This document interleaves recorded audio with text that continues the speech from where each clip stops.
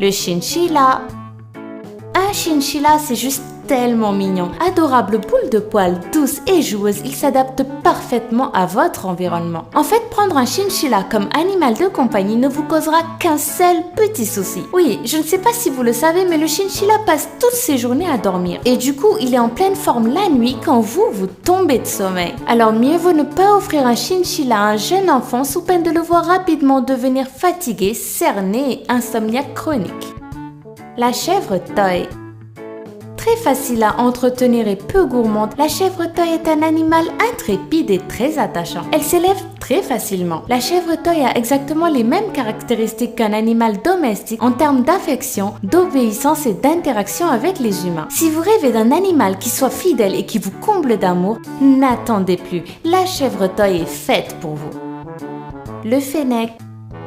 Avec ses super longues oreilles et son magnifique pelage qui va du brun au blanc crème, impossible de ne pas craquer devant un fennec. Ce cousin du renard que certains considèrent comme le plus bel animal du monde est un petit mammifère omnivore qui vit principalement dans le désert du nord de l'Afrique, Algérie, Maroc et tout ça. Le fennec est un animal tellement plaisant à regarder que certaines personnes décident de le mettre dans une cage et d'en faire un animal de compagnie exotique, mais chez Lama Fâché, on ne vous le conseille pas du tout. D'abord parce qu'un fennec ça sent très fort, ensuite parce qu'il n'hésite pas à pousser des cris aigus et vachement désagréables le soir venu, et enfin et surtout parce que le sortir de son habitat naturel entraîne souvent des problèmes de thyroïde chez le petit animal. Alors on continue à admirer le joli petit fennec sur des vidéos YouTube, mais surtout on le laisse vivre sa vie. Le walarou.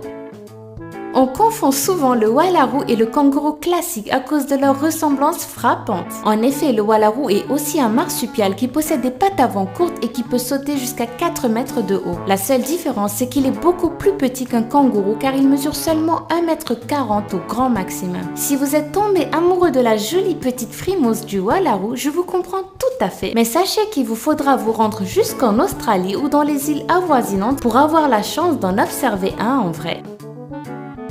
Le hérisson.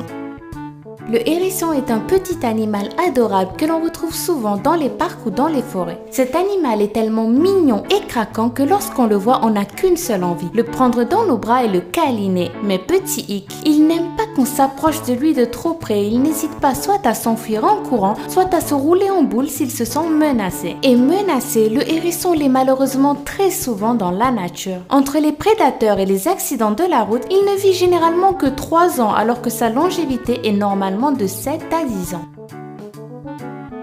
Le panda géant.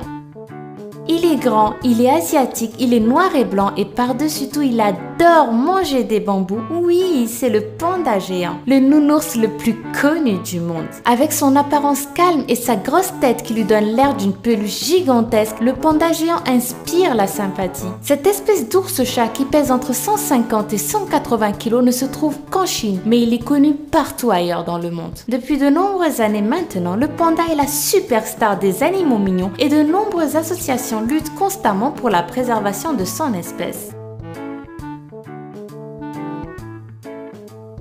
Le serval.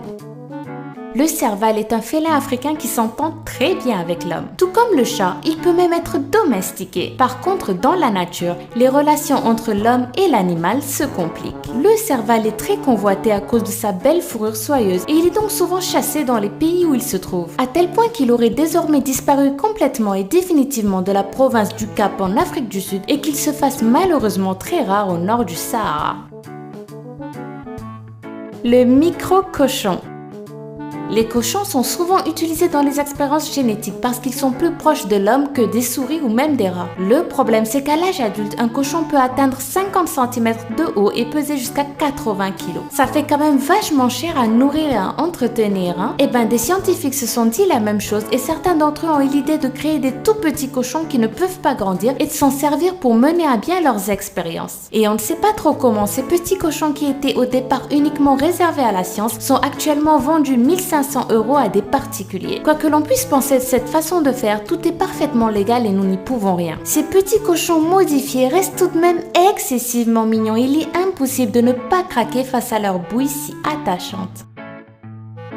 Voilà, c'était les 10 animaux les plus mignons du monde. Si vous aviez le choix, lequel de ces animaux carrément trop